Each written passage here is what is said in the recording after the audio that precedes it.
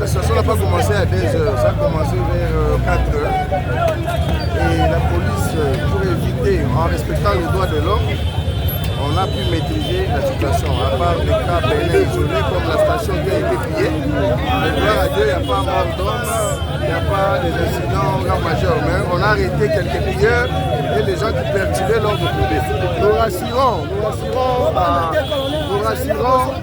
la population aux gens qui peuvent vaguer. Vous voyez déjà, on a mis même 2 jeeps qui sont en train de prendre les gens à partir des TP pour les escorter pour voir que la situation est rétablie. Vous-même, vous êtes témoin, vous montrez que la situation est calme. Police et puis sa population peut sa confiance à la police à la Kinshasa. Oui, quand même, le général Kankou pour Israël, aussitôt informé, il nous a instruit, nous les génies, autres à l'ICOFINAE, au moins il peut donner tout le donc, l'ongo est après, nous faisons pour la commission provinciale. Merci beaucoup. Nous féliciter Mokondamboka, nous féliciter le gouverneur de la ville, nous féliciter le vice-ministre provincial de l'environnement. Vraiment, Makambo, Salama Awa, Tambo, que ça n'a pas de développement. Nous avons pas de développement. Nous avons place bien à l'État Ezali. Et l'autre, nous avons pas de transport. Moyen, on a très à soit faisabilité, ça nous a exacté parce que les gens n'ont pas s'occuper de place illégale. Alors, on a s'occuper illégal, parce que quand on a un moto, on réseau criminel, réseau milibi, réseau assassin, pour la moto, pour nous recommander la sécurité. Vraiment, l'État fait un bon côté parce que la population de Congolais, les passe ya moyibi et donc ça la biso passe. Ça qui a bango côté le seul peuple. Yango là vraiment Mokondamboka, gouverneur de la ville, ba yo qui penda pour la population. Que insécurité o eza en nous eza si basé na ba construction anarchique ou ba construire na Katia on a gra. Mais l'État quand la solution là, on peut se faire battu. Autrement que l'État bien, on te trouve que l'État soit maintenant. Et puis on place ne ko tient bango. On peut s'en c'est trop dire, on peut s'en mais on tinde bango. Beaucoup de gens et ça m'a sur Congolais, Congomani, la bazo qui m'a boyé. Nous sommes vraiment bolamo et na mitema na biso to na miso na biso en ce qui concerne la protection et le peuple. Ce peuple a droit à protection. Qui va protéger? C'est l'État congolais. À Toyo, quel que soit, Mbeba Basalaki a kotonga na bisika et à l'État. Mais quand même, il faut qu'on récupère bango, pour ça bango dans l'espace net, kotonga ta babage, nous on est en Chine à moins cher, 3-4 dollars. Au salaire on a 5 000 aux yeux qui pour que tu bango kuna. Vous préparez nous qui sont dans maluku, tout ça va espèce de bébé. Bande ko que tu bango kuna que tu bango na balabala, ce n'est pas bien. Ce n'est pas bien et surtout à 7h, 11h. Action est bannie depuis 4 heures. Ils n'ont pas mangé. Manamike, on va souffrir. ONG des droits de l'homme, dans ce domaine-là, on arrive à comprendre que beaucoup de gens au moment où le peuple va souffrir. Il fallait avant de informer. Autant que Babuka tout à l'immobilier, nous avons un chef de l'État, tant le président Kabila Zakina Bokonji a zone Sibiso. Avant Babuka Biso et Senaki, Babaye Bisabiso, tout le monde a Bisabilo, pour appeler la bande de mais sabotage, il y a besoin de la bazotanga. Na minute, Bana Bakati Baklati, Brisque, Toke, Nabango, Pibatanga, Platini, Tola Libanda, Tibana Basisa Baklas.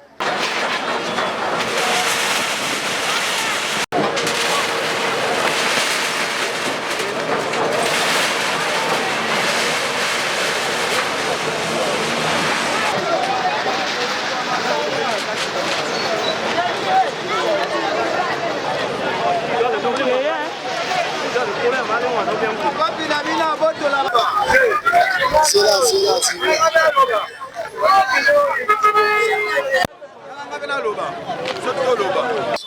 Bongo côté pays na biso moko to sangwa boy.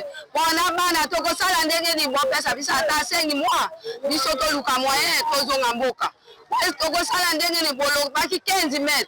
15 mètres longo 15 mètres. Oye komi bolongo la biso nyoso basi ko to ko sala ndenge ni. Tango bo pesa ki ba cheto bo pesa ki 15 mètres. Bo pesa biso nyoso te. Osi ko to ko sala ndenge ni to ko kana ko tuka wapi.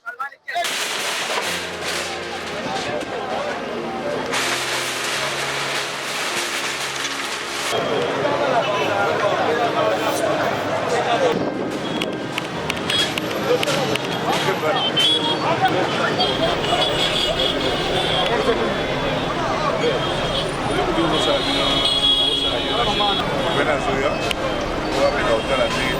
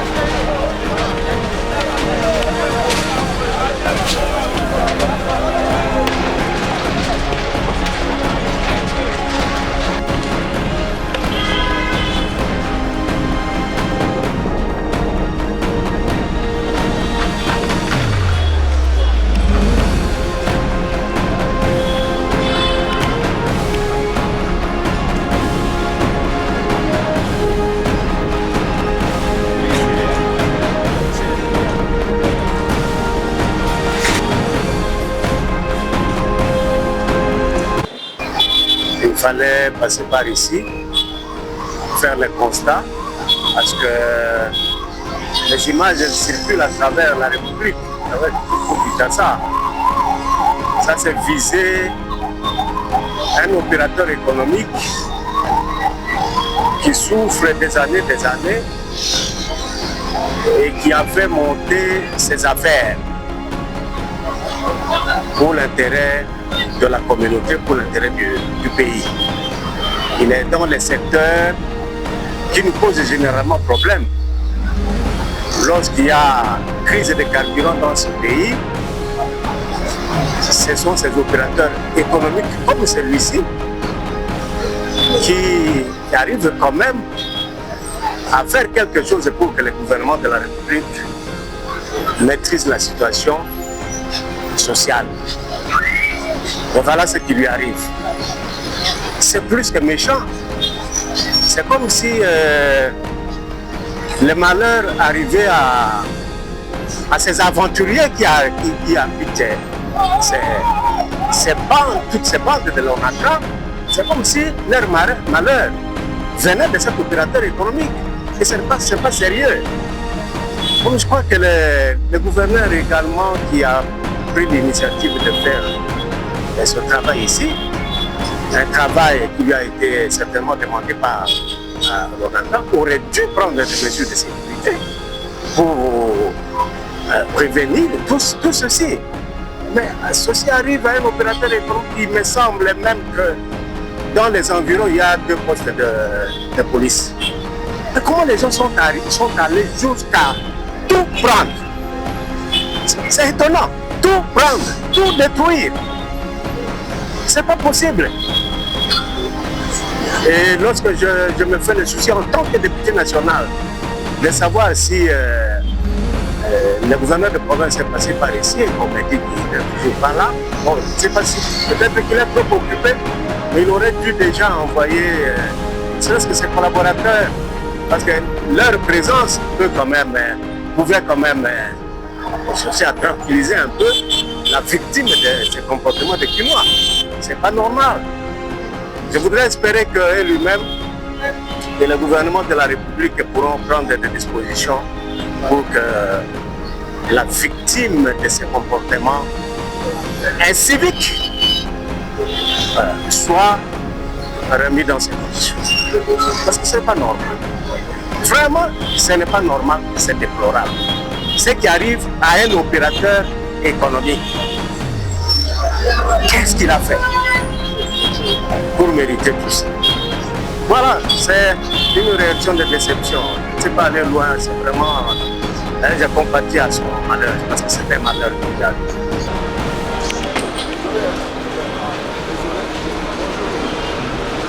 eza mawa mingi na makambo oyo ekomeli biso talaka effort biso bana mboka tozosala po tosepelisa population po toambeli ville kolabo kitongo moko boye nyonso bakase bayibi eza mawa mingi eloko tokosenga na baautorité ezali ke en tout cas intervention ezalaka rapide maka ya boye mbele oyo nyonso ekomeli biso te secteur oyo eza ya makambo nyonso ya mbongo ebele moyen na ye biso bachiffre eza te eleke pompe moko ozomona wana oyo bayibi ezokute $20 000 tala ebele ya bapompe tala bakese ya bambongo bavante esalamaki avant contre coffre fort kote na direction bakese mosusu ya secondaire moyen toloba eza te sansala bien kopesa bachiffre na télévision bon